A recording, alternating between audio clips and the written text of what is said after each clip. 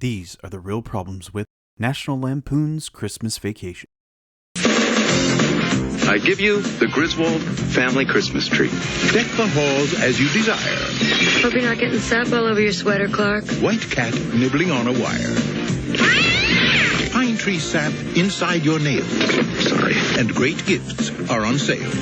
Wouldn't be the Christmas shopping season if the stores were any less hotter than they are. Chevy Chase. National Lampoon's Christmas Vacation. Rated PG-13. Starts Friday, December 1st at a theater near you. National Lampoon's Christmas Vacation opened in theaters on December 1st, 1989. Now, while this isn't an anniversary year, I felt like it was a good one to talk about because I was doing research on it and I'd come to discover a couple of things that didn't make it the easiest film to make. And I don't want to diminish anything. I don't want to be a Scrooge here and say that Christmas Vacation should forever be tainted because of these discoveries, because it's not that bad. But I have noticed that Christmas Vacation has become popular over recent years, and rightfully so. It's one of the funniest Christmas movies ever made. It's even one of the funniest movies, period. It's the third film in the Vacation franchise, after Vacation, European Vacation, Christmas Vacation, and then Vegas Vacation. And there, of course, have been rumors about making another one, even disregarding the remake that happened a couple of years ago. Christmas Vacation centered around Clark Griswold and family, just having a stay-at-home Griswold family vacation where they're not visiting anybody, everybody's visiting them, and just the random holiday hijinks that transpire.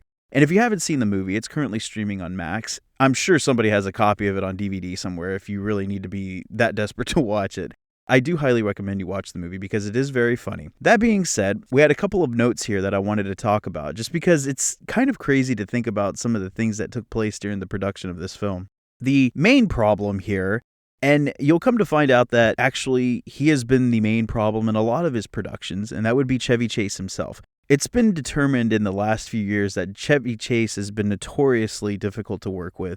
Apparently that isn't as of recently, because he was on Community, and he was removed from Community because of his difficulty to work with and his apprehension to share any kind of starlight or any kind of knowledge with his co-stars. He shunned them. He was rude to them. He didn't want to be around them when they were filming, so they thought, you know what, let's just move this guy out of this part. It was unfortunate because his character, Pierce Hawthorne, was actually pretty funny, much like a lot of things on that show. People were thinking, is it just because he's getting older, he's becoming this curmudgeon that is difficult to work with? Apparently that's not been the case. It's been determined that Chevy Chase has been difficult to work with since the beginning of his career, even all the way back to SNL. It's unfortunate to hear that kind of a thing because you see Chevy Chase as this ultimate funny man. Every movie that he's been in has been a comedy. Chevy Chase was always one of those actors that never really deterred from his comedy. You know, you had Robin Williams and Jim Carrey and all these other guys, even Bill Murray, that would dabble into drama, dabble into more serious roles. But Chevy Chase never did that. He kind of knew exactly what he was and what he was bringing to the table, and that was comedy. And the irony of it is that he was kind of a jerk. And this goes back to movies like even Fletch, the first Vacation film, and he was pretty much removed from Saturday Night Live as a unanimous vote from the cast because people thought he was funny, but he was also very difficult to work with. So that kind of also bridges into this movie. Again, it's really unfortunate to hear certain things like that because you always see Clark Griswold, in particular the character, as this wholesome dad, this ultimate dad, the best dad, one that loves his family so much that he'd be willing to break the law to have the ultimately perfect Christmas. And so you see that type of template for a dad, and that's who you would want your dad to be, or that's who you would kind of want to emulate if you were a dad yourself. So yes, Chevy Chase is Clark Griswold. What a blueprint for a great, nice dad. I think that also kind of diminishes the character a bit to hear certain things like that. For example, one of the big things that took place on the production of the movie was that the film was initially directed by Chris Columbus. Now, people may not know who that name is, but you definitely know some of his movies. Chris Columbus, later in his career, went on to direct the first Harry Potter movies. He's done a lot of other movies prior to that and after that. What was interesting was that Chris Columbus had directed Adventures in Babysitting, the 80s cult classic starring Elizabeth Shue. And he was actually asked by John Hughes himself, because John Hughes wrote this movie, And John Hughes wanted to direct this movie himself, but he was too busy in production on his own film, Uncle Buck, which is why he couldn't get into the director's seat of this movie. Although he felt very passionate about the script that he wrote, as he should be. He should be proud of the script that he wrote because the one-liners in this movie are incredible. So yeah, I would want to stand by my own work. But again, so he was looking for somebody to direct this movie. Now, that isn't the first time that that's happened before. John Hughes has written many scripts before, but he's always brought in another director if he was unavailable to do the movie himself. Notably, Pretty in Pink. Pretty in Pink is always associated as a John Hughes movie, but it's actually not him that directed the movie. His good friend and his fellow film student, Howard Deutsch, actually was the one that directed that, and he also directed Some Kind of Wonderful. Again, it's not the first time that John Hughes has lobbied out one of his scripts to direct for somebody. And after watching Adventures in Babysitting, Hughes thought himself, man, this Chris Columbus guy could be a perfect fit for this Christmas Vacation movie that I wrote. So he goes in, has a meeting with him, brings in Chris Columbus to be the director. Production has already started, and it's already difficult for him to wrangle in Chevy Chase. Chevy Chase didn't really see him as the quality director, or he thought in his mind he wanted someone a little bit more known. He was actually lobbying for George Roy Hill, who just directed him in Funny Farm. Now, Funny Farm wasn't a big hit at the box office. It was mediocre at best, and some people do like Funny Farm. It's not one that really stands the test of time. When you think of all of Chevy Chase's movies, you may acknowledge the fact that it had some notoriety, but overall, nobody's putting that on top of any of his other movies as far as his best. The studio thought, no, we didn't really want to have Roy Hill come in, but we did like this Columbus guy because Hughes himself, as the producer and writer, vouched for him. So he brought in Christopher Columbus, and it sounds funny saying Christopher Columbus, but yeah, that's his name, Chris Columbus. Him and Chevy Chase are just not working. They're not gelling. Everything that he's trying to do to direct Chevy's just antagonizing him about it. He's being difficult. Everything that he's telling him to do, he's doing the opposite. And it is kind of a mixed bag to deal with because you have somebody like him and someone like Bill Murray who's really good at ad-libbing, who's really good at certain physical comedy, facial expressions, stuff like that. So it's just kind of one of those things where, man, I don't really want to impart too much of my wisdom or too much of my direction to this comedy mastermind because it may not work. Columbus was relenting quite a bit on behalf of his insistence on what he wanted to do with the project. Things are starting to kind of deteriorate after a while because Chevy, not only is he being difficult with Columbus, he's also kind of infecting the cast and crew, saying that Columbus isn't a good guy. He isn't somebody that we can listen to. He's too young. He's going to ruin our movie. So he really put him out there in such a negative light so that everybody wasn't really on board with him as well. And so Christopher Columbus says, I've had it. I can't work with this guy. He's had enough of his attitude. He's had enough of his lack of direction. And it's fine. You know, I'm not anybody to say, I'm not Spielberg, I'm not anybody to say, yes, you should do everything that I say, but as the director of a major motion picture, there are some directions that do need to be made, and it just didn't work out. He quit the project. What I find interesting about Chris Columbus leaving this project is that he really wanted to work with John Hughes and vice versa. John Hughes really saw something in Chris Columbus, so he said, you know what, I actually have written another movie that I want to release within the year, and it could be big, it could be small, but it's about a little boy who's stuck home alone, and these two bumbling burglars are trying to break in and steal his possessions in his house, and he creates these booby traps and dismantles them, and it's just comedy hijinks. And Chris Columbus said, you know what? That sounds great. And as long as Chevy Chase isn't one of the burglars, I think we can work that out. So Chris Columbus goes on to direct Home Alone, ends up making the highest grossing Christmas movie of all time, and one of the biggest hits in the entire decade. I think that seeing that take place is just perfect revenge for Columbus over Chevy Chase. But as far as Christmas Vacation, they still needed a director. The search began to look for a new director. And what I thought was really interesting is that the first assistant director was Frank Capra III. Now, Frank Capra III was the grandson to the great director Frank Capra, who most people may or may not know was the director of It's a Wonderful Life.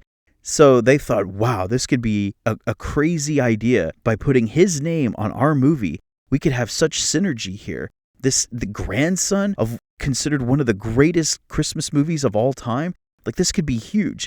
But unfortunately for Frank Capra III, he just did not have the confidence to do that. He wanted to be first AD because he was trying to learn about productions. And a lot of it seemed to be that he was forced into the position because he never went on to direct anything on his own. He never even wanted to be an AD after that. So I think there was a bit of internal placement from his family to try and continue on with the legacy of his grandfather.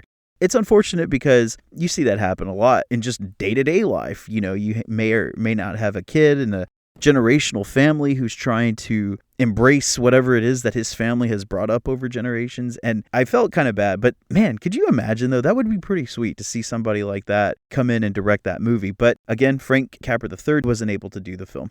So they did bring in Jeremiah Chechnik. Jeremiah Chechnik was another assistant production director who they kind of were just running out of ideas and said, you know what? Why don't you hop in there and you go ahead and you just direct this movie? So he said, okay, fine. That's pretty much how it was. And he essentially became a yes man to Chevy Chase's antics. And John Hughes actually had to come on set more than he wanted to, just to kind of wrangle in Chase and just to be like this person to say, hey, let's dial it back. Let's just do what this director needs. Let's just move forward. And once Hughes was on set after his completion of Uncle Buck, he basically directed the last half of the movie.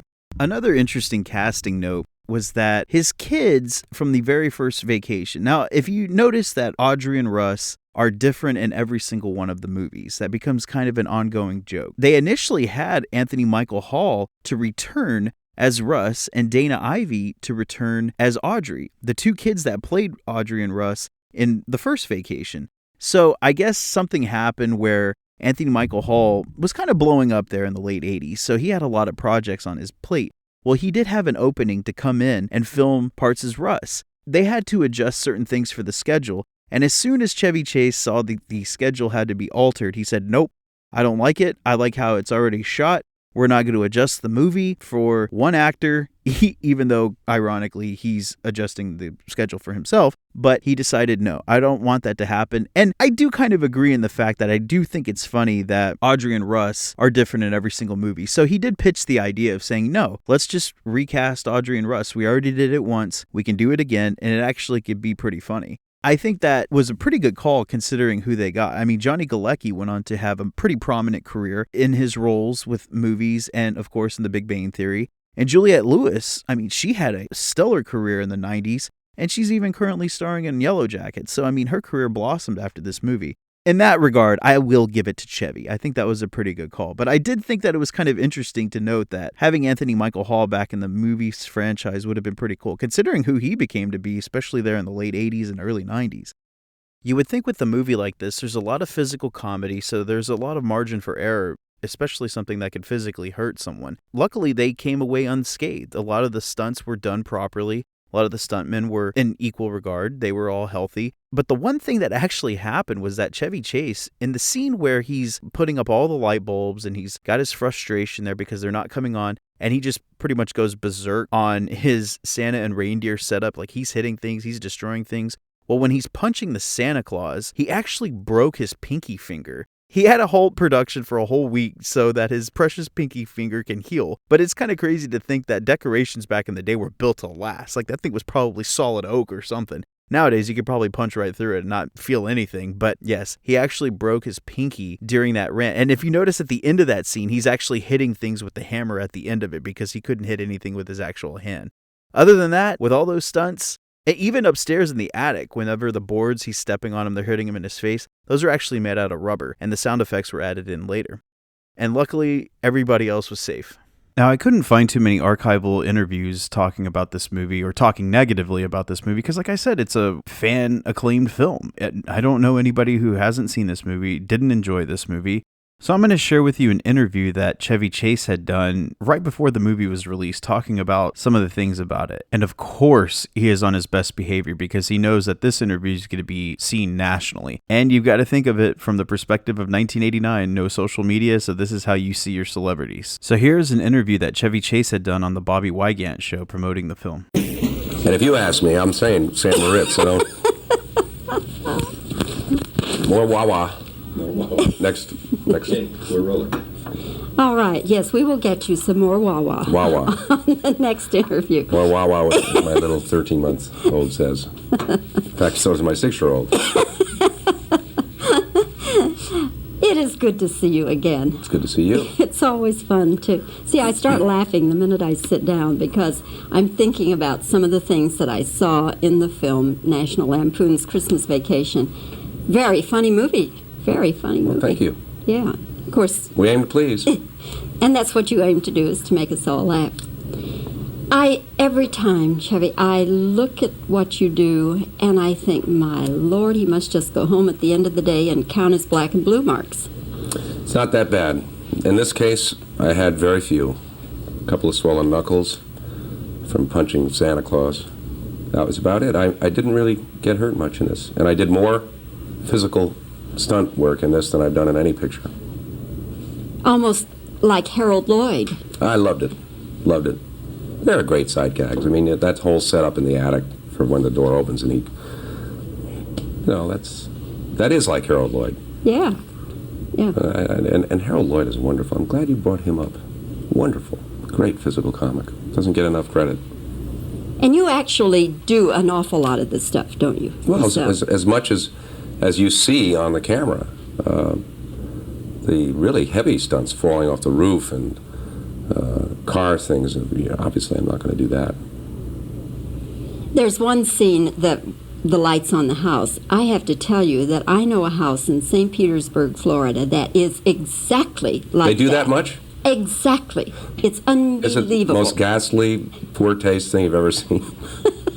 It's done with good intentions. I've never seen a house with that many lights. I can't tell you how many lights we had on that house, but it is pretty unbelievable. I've seen houses like that. I usually go, why would you do something like that? But we took it to its limit, I think, in this movie. At your house, what do you do to get ready for Christmas? Well, it's chaos. I mean, Janie spends about $8 million on presents for everybody we know and every kid we know. Well, we've got to get something for Cousin So-and-so. And we have 3 already, so that's... so then that, of course, means there's wrapping. That doesn't take long. And You start Christmas about 4th of cards. July. We're starting now, at least now. And then we have everybody over to the house, just like the movie, which is one of the reasons I wanted to do this movie, because it was partly my concept, which is to do a movie about what it's like really at your house when everybody comes Christmas Day. In this case, of course, they come weeks before Christmas, which makes it even worse. But everybody comes, and there's always too much food, too many people, too many presents. I mean, to see, a 4 and a 6-year-old sick of opening presents up, and there's still half of them under the tree, you've overdone it. You might be spoiling your kids a little bit. So it's mayhem at our house, but it's all well-intended. The only time I really like is when the kids are asleep and I can set the things under the fireplace to look as if Santa has come down. And geez, I shouldn't be saying this, because if they saw that on television, it's the stupidest thing. Of course, Santa really does come. What am I saying? But I love that moment, and the moment in the morning when they come. The rest of it, you can take it and throw it out the window. So after listening to that interview, for one thing, I'm surprised he didn't mention his broken pinky. Maybe he was embarrassed or something, but I would have wore that like a red badge of courage or something, especially on the film set. And another thing is that he seems like a genuinely good dad. So I'm hoping that that's the best case scenario, because you never heard anything negative about that perspective of Chevy Chase's career. Just the fact that he's a bit of an on-set tyrant. I'm going to give him the benefit of a doubt and say that he was just difficult to work with on screen, but hopefully, as presented in this interview, again, you don't know if they're being genuine or not, but you really, really do hope that that is the case. Upon its release, Christmas Vacation made $74.5 million at the box office, and adjusted for inflation, that's going to be about $200 million today. So it was nice to know that that movie was a hit from day one, because if you watch it today, it still holds up, people still talk about it, and for good reason. It's one of the funniest and one of the best Christmas movies of all time. Thank you, everyone, for listening to this episode of the Real Problems Podcast.